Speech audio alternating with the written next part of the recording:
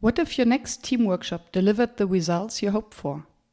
What if everyone believed that the working session was a valuable use of their time and felt inspired to take action? My name is Miriam Hatness, and it is my mission to help you to deliver workshops that work. Today with me on the show is Derek Bruce. He's an HR expert, public speaker, master of ceremony, and corporate facilitator. Derek, in fact, has been my mentor during my journey of self and job discovery when I left my job about 2 years ago. And today he's here to talk with me about engaging the audience by mastering the room, whether it's a conference, meeting, or workshop. So stay tuned. Hi, Derek. Hey, Miriam. It's so nice to have you on the show. Thank you very much. Thank you for inviting me. Yes, and we had so many interesting, inspiring conversations already. Yeah. I learned a million from you. And now I'm happy to share this wisdom and insights and experience with a wider audience. Looking forward to it. Yeah, thank you for doing that. You have actually quite an interesting profile. That's why I stalked you on LinkedIn. That's how we got in contact in the first place. If you were a hashtag, if you had to summarize your profile, what would be the one word? My profile, I would say it would be all around hashtag energy. Energy. Yeah. Nice. So what's your story? How did you get to this energy, and how did you actually get to the point where you can engage the audience so greatly? Yeah, in a very small, summarised way, was working a lot in London, in the UK, for different industries in HR and also in learning and development, and have done numerous roles over the years which involved speaking in front of people, presenting in front of people, facilitating groups, and it all kind of worked its way to where I am now, which is working in Amsterdam for a really cool tech company, and being given the opportunity to speak to large groups, but also to continue to facilitate smaller groups outside the organisation, but also then start moving into external organisations as well. So the journey has been one of diverse industries, diverse roles, changing countries, but still doing something that I really enjoy. So what have you learned from your background in HR and learning and development about facilitation? Yeah, I think the first thing is facilitation isn't easy. A lot of people say you can just do it. I think the first learning has been that you really need to understand your audience. May sound obvious, but it's really, whenever it's facilitating a small group of 5 to 6, a medium-sized group of 50 or over 200, you need to know what the audience is there and what they want to walk out knowing. The second thing I've learned from HR is people can be annoying. In that context, be prepared for anything, because people are people, I would suggest. And the third thing I've learned is whatever you do, enjoy it. Because HR learning and development isn't one of those easy industries where everything is black and white, where you can measure the benefit black and white. So you need to have that energy and that motivation to enjoy it, because it can be challenging at times. Yes, I know. And when you mentioned that you need to know your audience, so the group, you're a corporate facilitator. This means the people or the participants in your workshops are usually working for the same company as you do. And there are many external facilitators, as myself, for example. How do you see the benefits or the challenges of a corporate facilitator compared to an external facilitator? Yeah, there's pros and cons for both. If I start with thinking about a corporate working in their own corporation, a lot of the benefits relate to knowing the audience in terms of knowing the culture, knowing the way, and in my particular situation, it's leaders, knowing the style of leadership we have in an organization. and also knowing the style you can facilitate in, whether it's formal, informal, combination of both, and how that lands with the audience. If you come in as an external into a corporate, you don't know that, which also can be a benefit, because people perceive you, rightly or wrongly, in a way where you are the expert. So sometimes we have had situations where we have the expertise in an organization and we have expertise outside of the organization. But by bringing in somebody external to co-facilitate, that then heightens and this is going to sound strange, it heightens the perception of expertise and professionalism, even though you have the same level between the two people. It's a strange reaction I've seen on numerous times as well. So there are pros and cons. I think that the biggest challenge for an external is it's not as much the facilitation, how you do the session, how you work with people. But I've heard a lot of people I've spoken to say, I don't know what happens when I leave. So it's more that I've done a great session, I've done a great whatever. I don't know if it's made a difference. I don't know if it's made an impact because I don't see them every day going forward. So that, I think, is, from a personal perspective, more of a challenge than the physical being in a room, working with people and engaging them. I can totally relate to that. And I actually discussed this point with a few guests already. To what extent the facilitator actually has responsibility to follow up and to make sure that the group sticks to their commitments made during the workshop time. On the other hand, I see a benefit from an external that they see, or they're in a position where they can question the status quo, the beliefs, where they maybe see the blind spots of the narrative that is told inside an organization that employees might not even see anymore because they've been brainwashed for so long.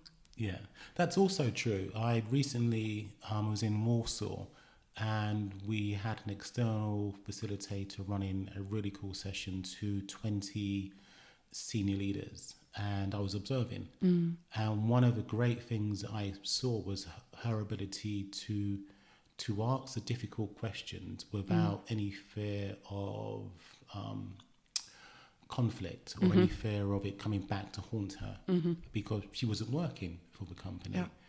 And I think that's one of the strengths you have as an external facilitator, where you can ask difficult questions from a perspective of wanting to make sure they get the most out of the session, not from a perspective of politics or any other of those potentially negative connotations.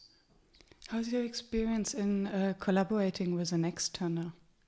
My experience is, and at the moment I'm also working with a number of external parties on leadership development, has always been positive, but that goes back to making sure I have the right partner.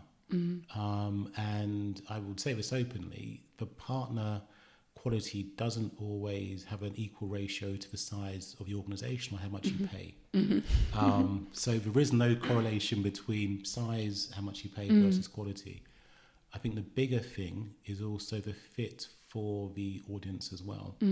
So in my situation, I do a lot of research into, is this the right partner who's going to work and is also going to be in a position to be successful when they come and do work alongside me or with me as well. How do you measure success?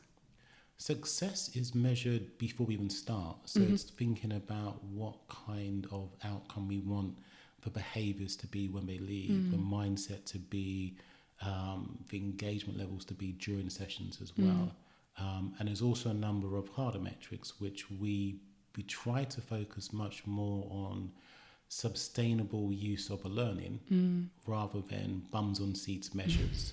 So my measures also include working with the teams of people to see if they're seeing a change in behaviour of the leaders they're working with. It's also around seeing and using hard metrics to see we have evaluations. Are they really highlighting over the next 3 to 6 months and improve in where they came from? So there's lots of different measures to see what's been successful. I've seen you performing on stage. And it was actually, I think it was the first time we met in person. Yeah. At a conference in Berlin. Yes, I where remember. you were hired as a keynote speaker. Mm-hmm. And as soon as you stepped in front of the people, I could perceive this charisma.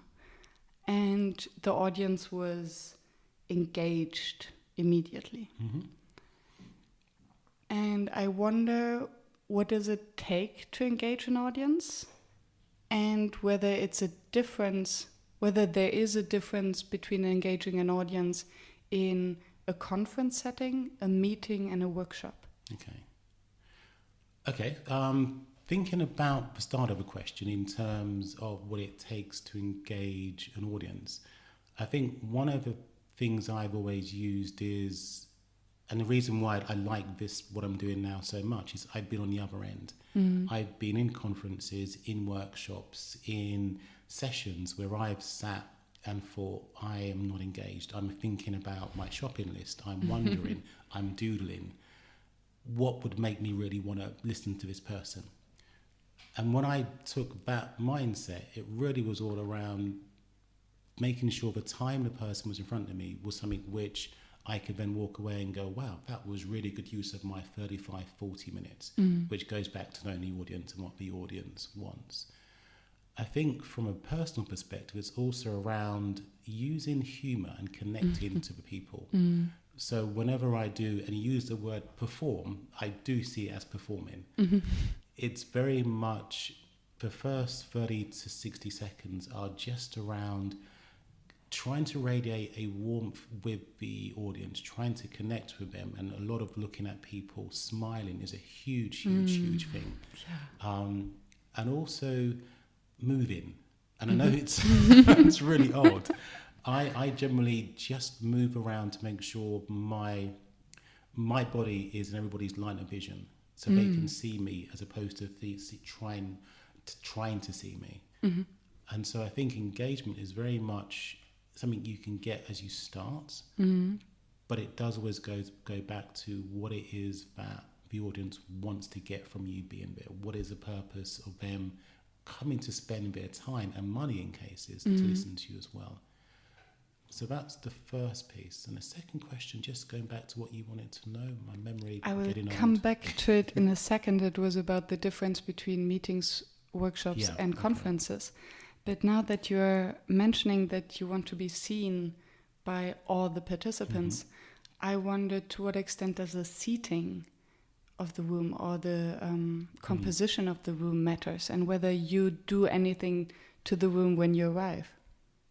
It's a really good question. One of the things I learned early on was whenever you turn up to any venue, it's your space, and take the time to make sure you're comfortable in your space. Exactly the same as if you get into a hire car, you change the seat, you change the mirrors, you change the Nice analogy. all the other things to make sure you can be safe. So from a perspective of how I facilitate, it's always making sure if I'm using technology, it's in a place where it's not going to get in my way. If there are seats where people are going to struggle to see screens me, I then generally move them.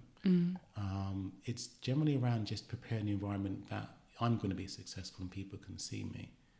So I mean that's one of the key things I would say, the space. Yeah.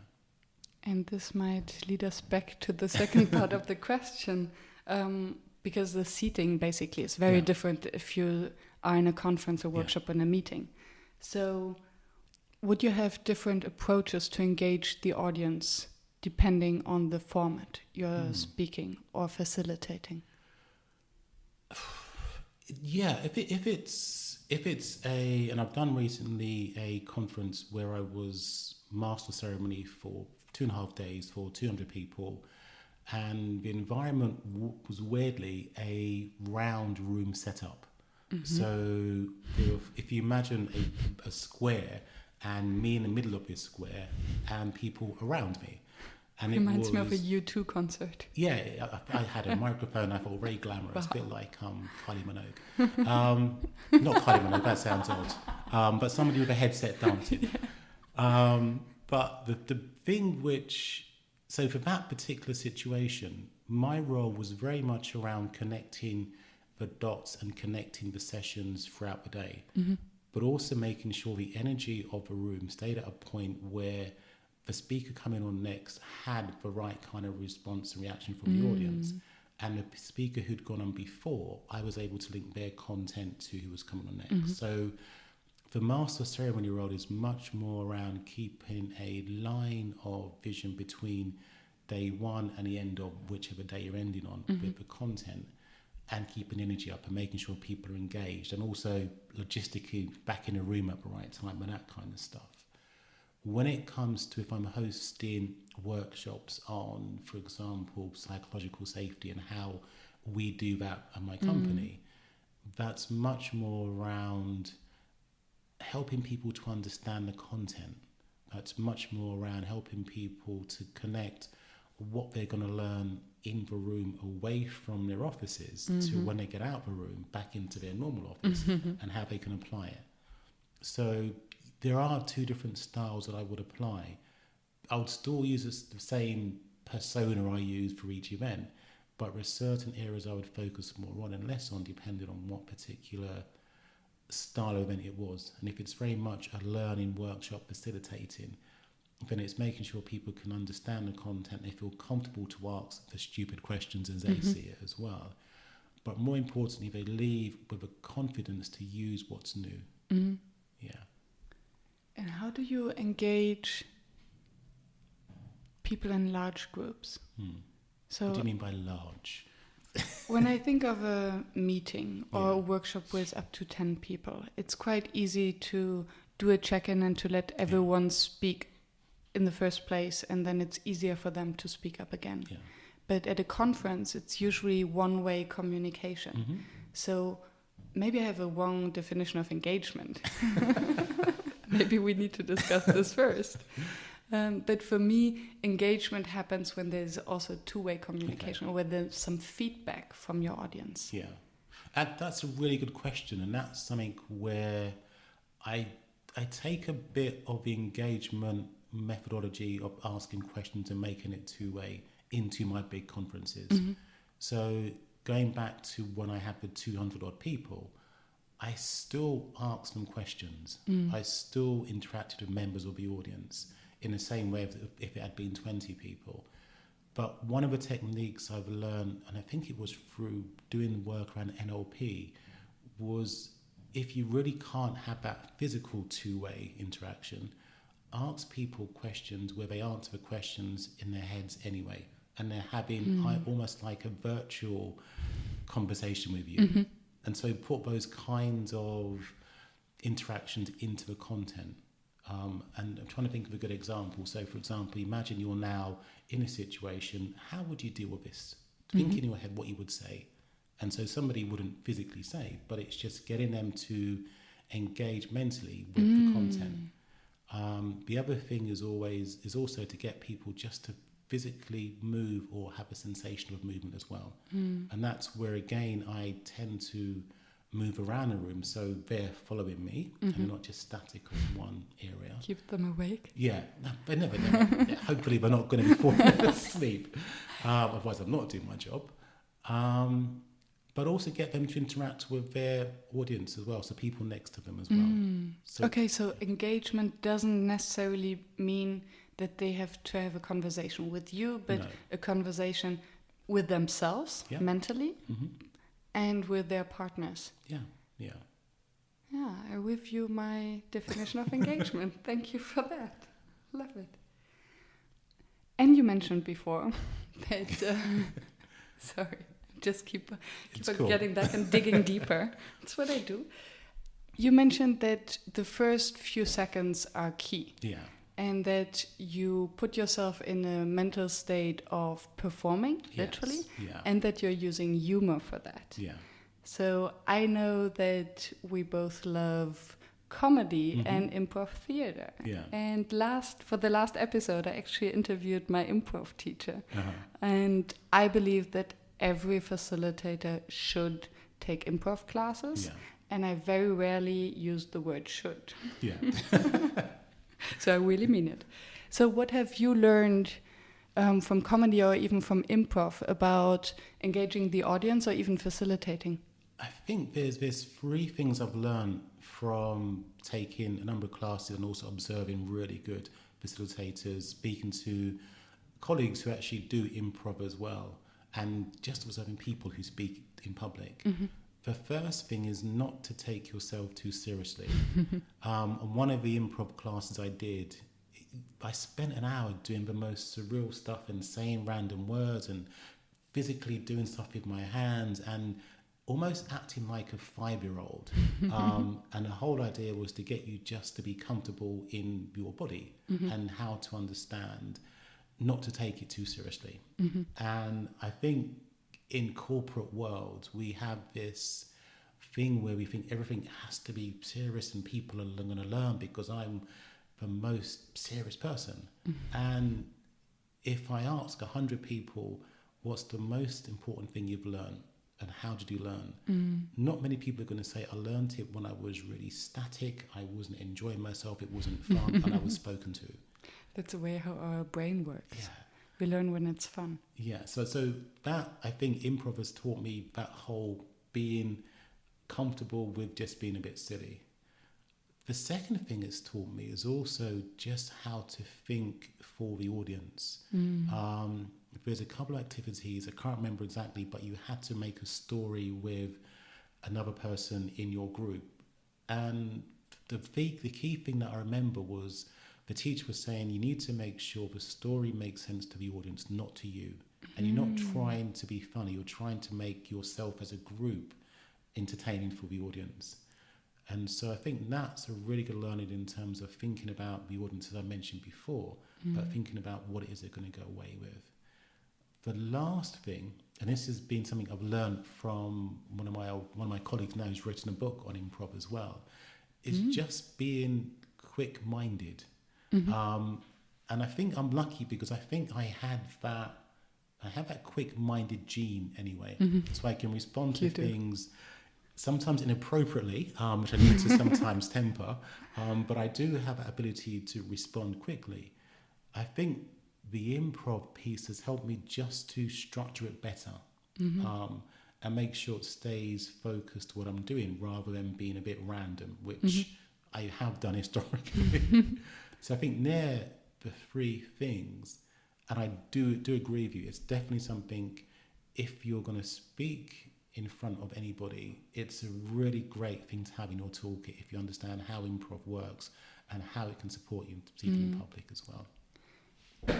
The main difference between comedy and improv is that comedy is scripted and improv is not. Yeah. So when you say that you like to use humor, would you script your jokes, or do you have some jokes that you always use? I don't script anything apart from the things I have to say. So the humour does come off the top of my head. Okay. As I said, sometimes inappropriately. And that also slightly has a connotation working internationally, being from London as well, in terms of British humour versus non-British humour. No, I mean, my go-to place though, in a very loving, supportive, respectful way, is my wife. Because she's unintentionally funny a lot of the times. She is. So sometimes, I don't know whether it's unintentionally, but she is funny. Unintentionally, yeah. So sometimes my humour refers back to her, and that's because I spend most of my time outside of work with her too. But I found, just to end this point, the fact that humour can relate to you as a person and you being genuine and you telling something which shows a bit of you as a person, it also helps with a connection of you with the audience as well. And I found I don't use it throughout a lot of events, but if something pops into my head, I will say it. Obviously now tempering it and making sure it's structured. And people also connect to that because people do have families and friends and partners and stuff they can relate to in the same way. And that ability to relate also then helps with a connection as well with a group. So does it boil down to authenticity? Yeah, I think so. And the point around comedians versus facilitation, the best comedians are the ones where you don't think it's scripted. You think they'll just come out and they're just saying that. The ones where you can almost foresee the punchline are the ones where you don't find that funny. True. And the ones are the most funny when you have the impression that they're actually telling a real story. Yeah. And a story with which you can connect, or which reminds you of, reminds me of myself, then I laugh the loudest. Yeah, definitely. Which might be sometimes very embarrassing. In a small audience. True. When you boil it down, and we touched upon it a couple of times, and I would like to hear it concisely. What makes for you a good facilitator? Wow. If I think about people I've seen and they have been amazing, I would say one, being able to understand what they say, the articulation, if I'm talking more around specifics, articulation and being able to understand how and what they're saying. Sounds obvious, but that is really, really key. Two, as I mentioned, the ability to connect with them, to feel that they're talking to me as well as everybody else, as opposed to they're just talking because they're going to be gone in 45 minutes to their next gig. So the authenticity is also a huge thing for me. Obviously, knowledge, if it's more of a workshop or a content-driven session, they need to know their stuff. They need to be confident in what they're saying and confident to be challenged on what they're saying, and confident also to be able to flex with what they're saying. And I think back to an event I was at just after Christmas with a facilitator who had point one and he had point two, but when challenged on a really valid point from the audience, he wasn't able to balance the new information he'd got from the audience member with what he'd done. So he was almost so stuck to his internal script, he couldn't then flex, which then turns people off. Yeah. Because they're like, okay, so you don't even see what you're saying as being, you can improve it even more. So I think that you have a content piece, knowing expertise, but authenticity is huge. Articulation and understanding what people are saying, the usual, as I said, around being able to connect, engage, but also being able to listen when you ask questions from an audience. And I think that's always one of those strange things where questions are solicited and then questions come, and then some facilitators don't like the questions. And it's one of those where if you're going to ask a question, you need to be prepared for the questions. Yeah. And I hear that you're now referring to workshops that are mostly content driven. So there's a facilitator or even a coach who's coming in to teach something.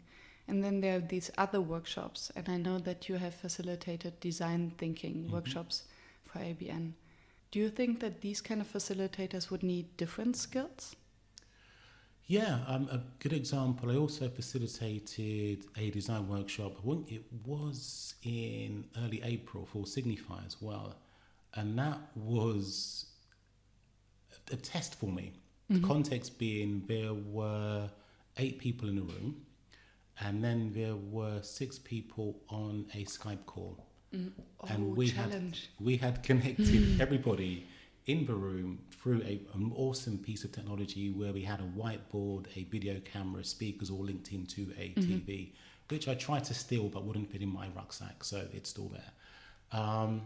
And so that skill, which I hadn't practiced before, was very much around engaging the people in the room, and we had a standing meeting intentionally, and making sure the people who were in Germany, Hong Kong, another part of the Netherlands, and I think it may have been in the UK as well, were also engaged in the session.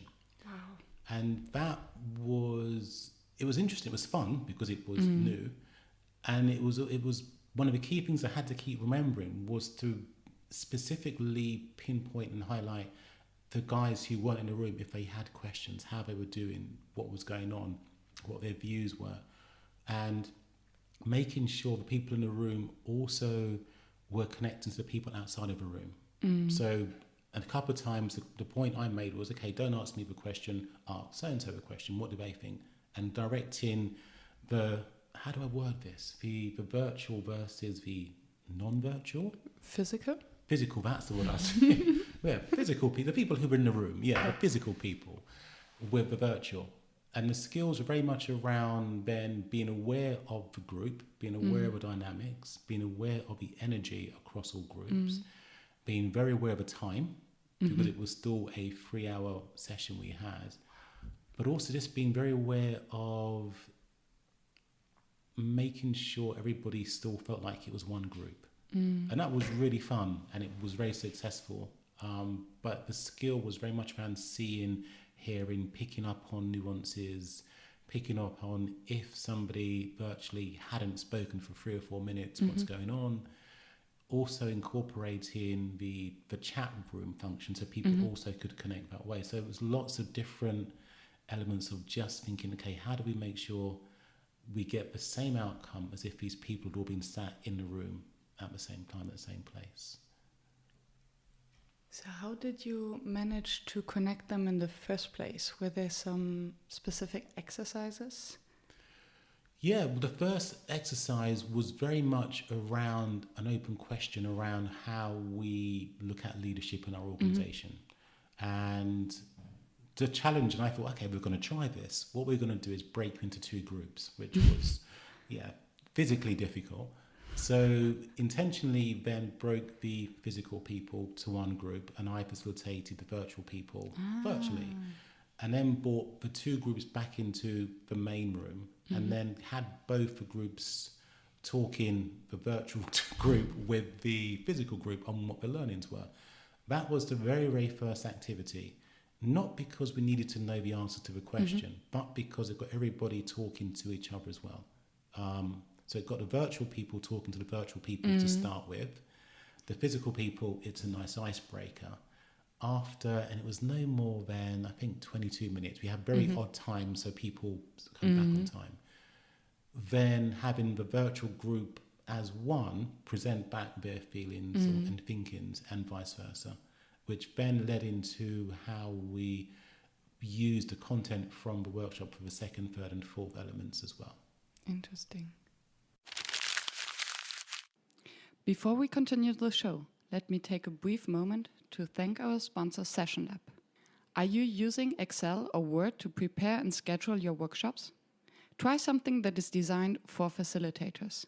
With an easy-to-use drag-and-drop agenda builder, Session Lab allows you to be free and creative in your workshop process design.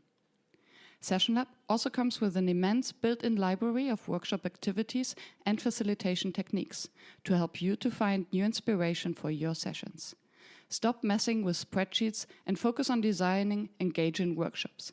Try it as sessionlab.com. I wouldn't recommend it if I didn't believe in its value myself.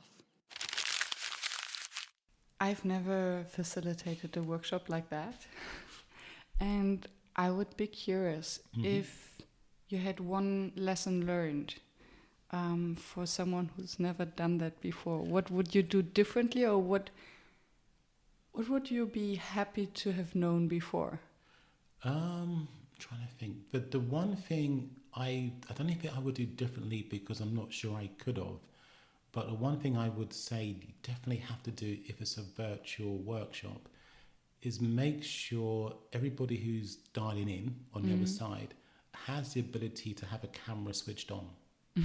It sounds really, really small, but a couple of the locations, one in the UK, because of a technology issue she had at her end, she was unable to have the camera switched on all the time. And I think that you need to see people. You can't just have this avatar. You need to have people who you can see their eyes, who you can see what they're doing, what they're wearing, and you can talk about small things. Oh, that's a nice blouse. So they know you've recognised pieces. So I think that's the one thing, in hindsight, if I could have guaranteed that all the cameras were working 100%, that would have made it even better. And the thing I would suggest to make sure you do is definitely build in enough time to prepare the setup of the technology. I was in the room 90 minutes before we started, just to make sure the whiteboard worked, my laptop worked, the Wi-Fi was working, all the silly things which you take for granted, just to double check that, okay, we're doing it now.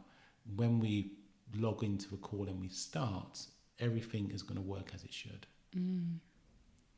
Over the past few weeks, I heard a couple of times people saying that the next generation of managers or leaders must be facilitators, or at least have facilitation skills.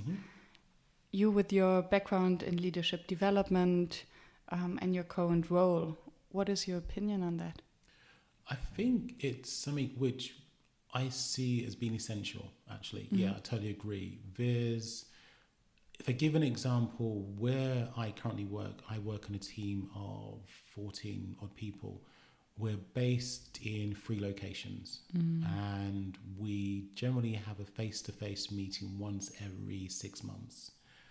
So the ability to have the skills to coach and facilitate, so listening, articulation, asking the right questions, empathy, authenticity, those kind of real, and I'm not going to say soft skills, emotional skills are essential, because teams, even in my company, are becoming much more diverse in location and much more diverse in what you also do as a team member.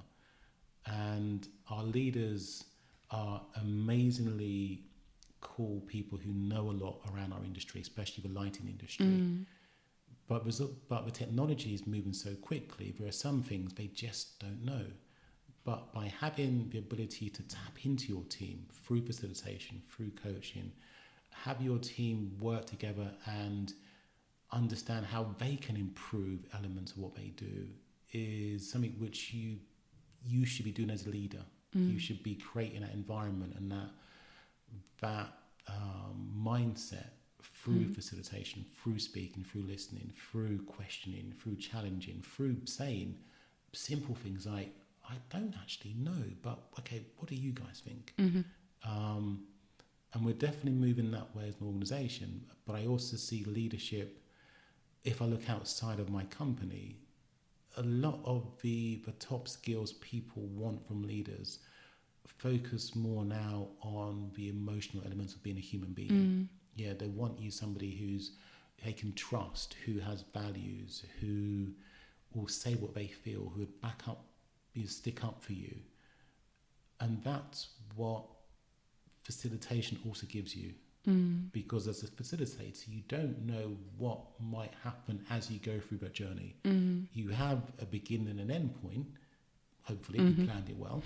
If you haven't, then that's also a challenge.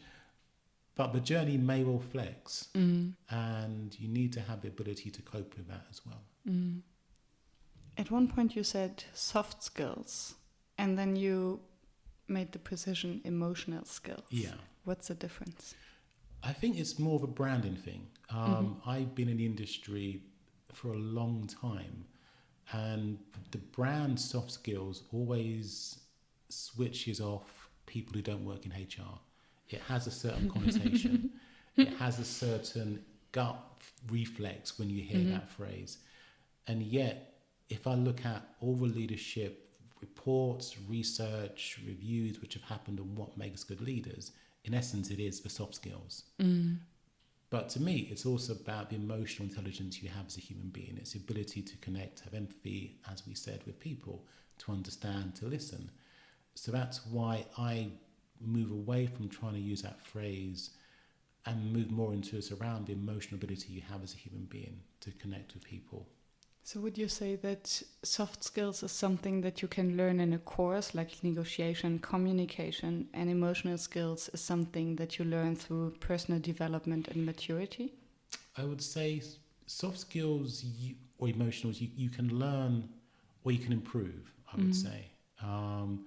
If I think about negotiation, that's to me still a hard skill, because there's certain techniques you can use to negotiate. But the emotional bit is knowing when the technique you have or the model you have just is not working. Or the model you have, you don't need to go through it because you have that connection. And actually you can just bypass it and just have a normal conversation without all of it. That's where the emotional bit comes in. And I think for me, how I've learned it and how I see our leaders trying to learn it is through knowing what it is you haven't got to start with. Is through having the awareness to go, yeah, when it comes down to that, I struggle, and admitting it, and then you start improving it. So for me, that's really the element of how you learn it, by first of all recognizing you haven't got it to a level it needs to be leading people as a starting point. So is it then also these emotional skills that you need eventually to really engage the audience? Yeah, I think for me, that's what I have.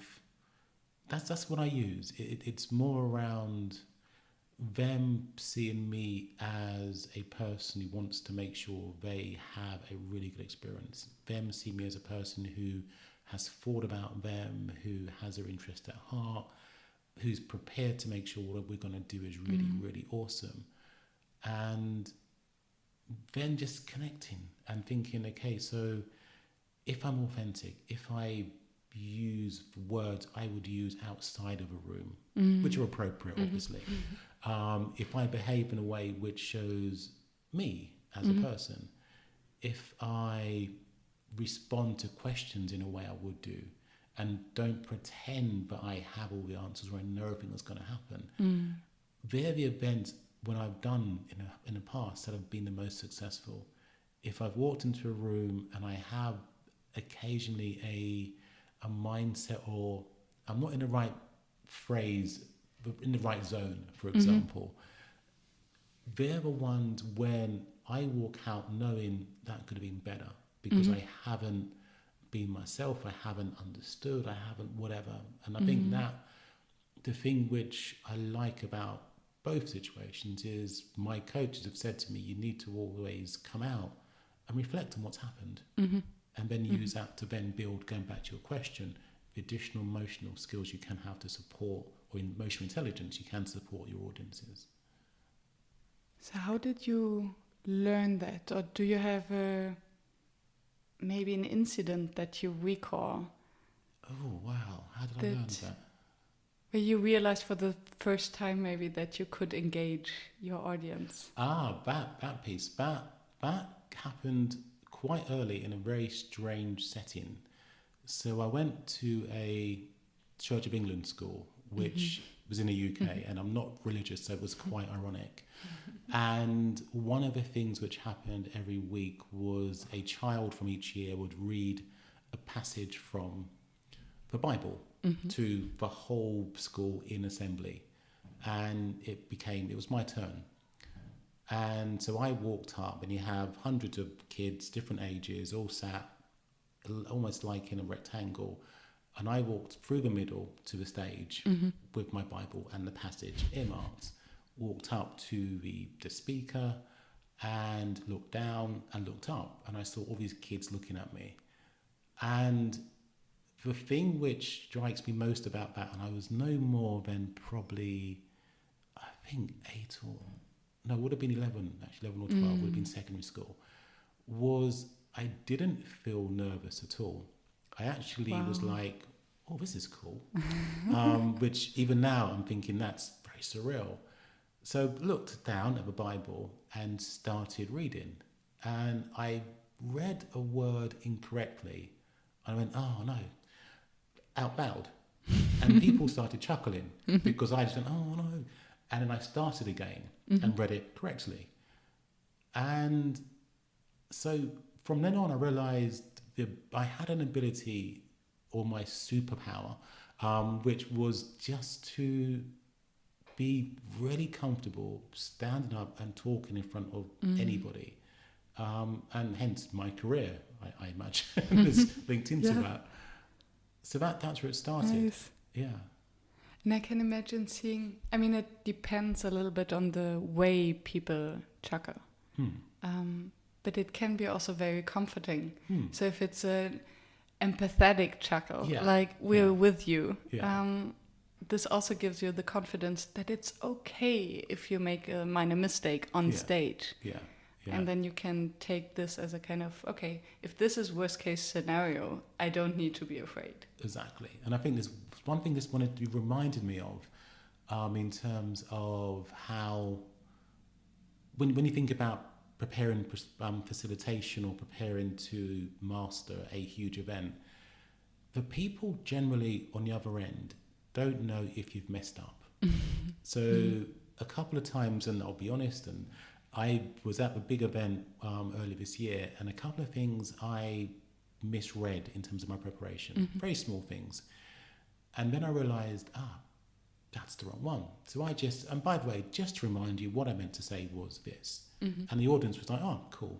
There was no, oh my God, you can't, there was nothing at all, which was this huge reaction to just a small correction. And I think that's one thing when I've seen facilitators or people who have hosted events, when they do something which they know isn't right, they react internally first before the audience does. Monkey mind. Yeah, which then gets the audience reacting, going, oh, okay, something's not right here.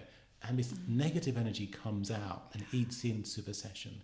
So that's one thing I learned from that experience as well was, yeah, even if you do say something, because no human being is perfect, audiences, especially corporate ones, facilitation, generally want you to be successful as well. They generally want you to get to a point where you've done what you're going to do. Nobody generally walks into a room going, you're an external facilitator, you're an external host, I'm going to make this as hard for you as I possibly can. I'm going to make sure you have a day from hell. As if they didn't have anything else to do. Yeah, but most people don't want that. So that's one thing I remembered in my whole career is if I think, I've missed this or haven't done this, build it in naturally without the fuss of it not being evident, and things carry on going smoothly. Yeah, it reminds me of one feedback I received very early on from a participant in a trial. And he told me, Miriam, be aware that your energy is contagious and that your energy will impact the participants. Yeah. So if I'm in a good mood and feel inspired and happy, then they feel the same. But as soon as I get impatient, either with them or with myself, it totally switches the energy and it may ruin a workshop. Yeah, that's so true. Yeah. So it's all about mindset management once again. Yeah.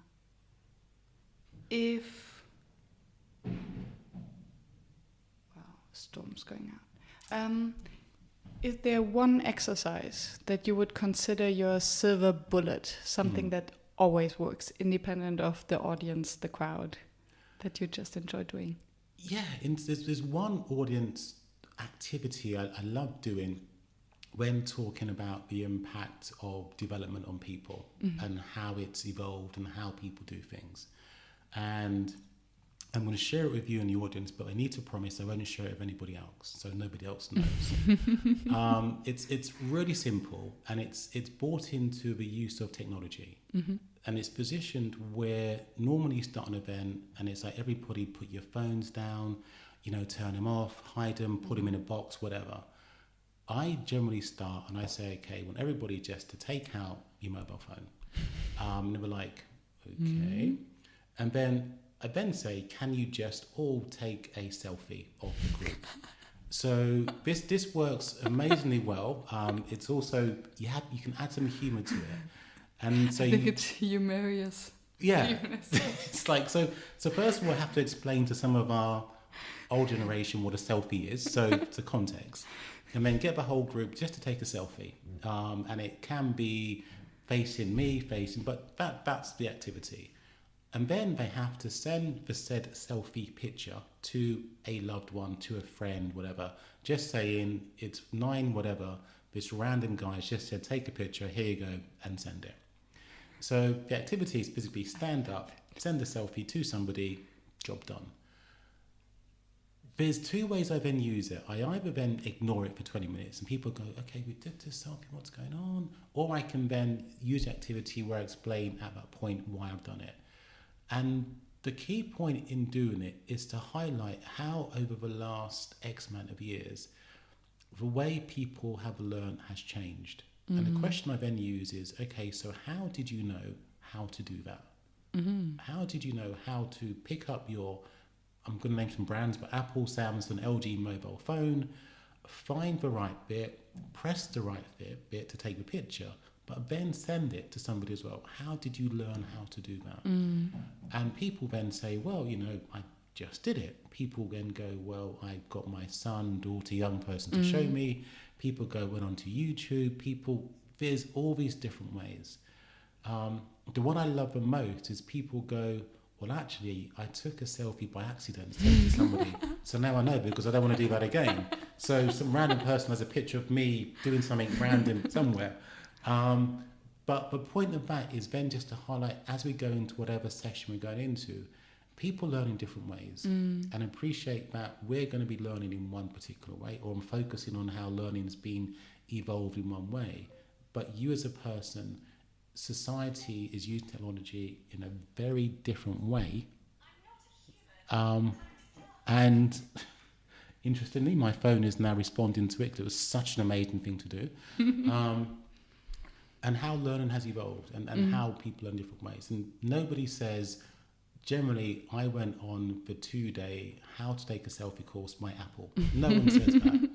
So it's also contextualizing some things you learn by doing, some things you learn by working with people, some things you do need a 2-day course, but it's just positioning as we go through the experience.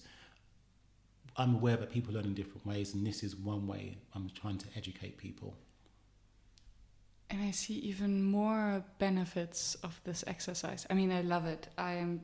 It's genius, I think, because it also, the most difficult part, I believe, in a workshop, even if it gets large, is to help people to get present in the room, not only physically but mentally. So they are on their phones and they want to text some people, or maybe they're twittering that they're at this great conference or whatsoever. So when you force them to do that, okay, you're taking a selfie, you're sending it to someone, and then you just check this box.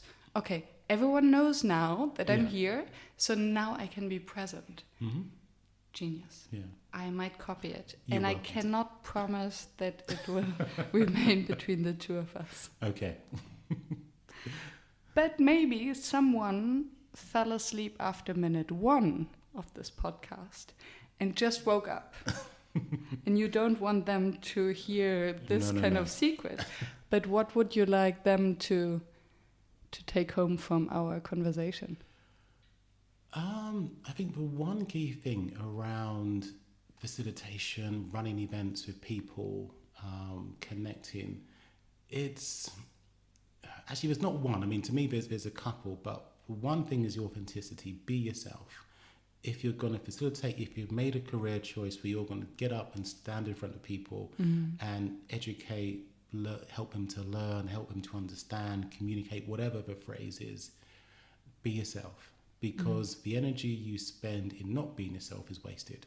So as much as possible, use a positive energy you have to radiate, as you mentioned, across the room. But the key thing outside of all of that is still preparation. It's still knowing everything you need to know. So when you walk in there, you are set up for success. And the day you don't prepare one or two small things is a day when, and I think you mentioned, your energy changes, because at the back of your mind, and we all leak emotions and behaviors as human beings, that one or two things you haven't prepared is leaking. So get yourself sorted preparation wise, be yourself, and make it fun. Use humor. Yes. Yeah. Thank you so much, Derek. Pleasure. Awesome discussion. I could just go on and on and on, but maybe the audience wouldn't be happy. If someone after listening to this show wants to reach out to talk to you, hire you as a keynote speaker or a master of conference, he's great. How can they reach you? At the moment, my preferred method is LinkedIn, because it's easy for me to then manage that. And soon there will then be a website with additional contact details. But LinkedIn is my preferred method of choice, and it's Derek Bruce. And I will LinkedIn. put it in the show notes. Definitely. Perfect. Thank you, Derek. Have a wonderful weekend. Thank you for staying tuned and listening to the show. I appreciate your attention as I know how busy you are. If you enjoyed it, please subscribe and engage by sharing your comments and thoughts, and visit workshops.work to download the one-page summary. I'm looking forward to seeing you back at the next episode, and I wish you a fruitful day.